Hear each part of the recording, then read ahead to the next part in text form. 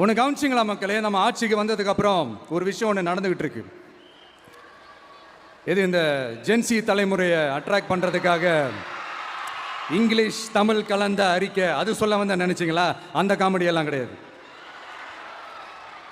அடுத்து இந்த ரியாலிட்டியை மறந்துட்டு இந்த ரீல்ஸ் போடுறது அது சொல்ல வந்தீங்களா? அந்த காமெடியும் கிடையாது. இது சீரியஸாக ஒரு விஷயம் நடந்துகிட்டு இருக்கு.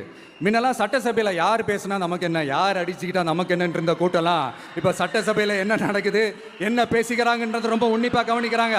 கவனிச்சிங்களா? திமுக ஸ்டைல்லையே சொல்லணும்னா ரீல்ஸ் போட்ட கூட்டம்லாம் இப்போ நியூஸ் பார்த்துக்கிட்டு இருக்கிறாங்க. அதில் நமக்கு சந்தோஷம் தான், பெருமை தான். நம்மளுடைய யங்ஸ்டர்ஸ், நம்ம பெண்கள் எல்லாம் அந்த அரசியல் என்னன்னு தெரிஞ்சுக்கணும், அந்த அரசியல் என்னன்னு புரிஞ்சுக்கணும்னு அப்படி ஒரு விழிப்புணர்வு ஏற்பட்டிருக்கு. அதில் எங்களுக்கு சந்தோஷம் தான். இதெல்லாம் யாரால நடந்திருக்கின்றது நான் சொல்லி தான் உங்களுக்கு தெரியணும்னு அவசியம் இல்லை, அது உங்களுக்கே நல்லா தெரியும்.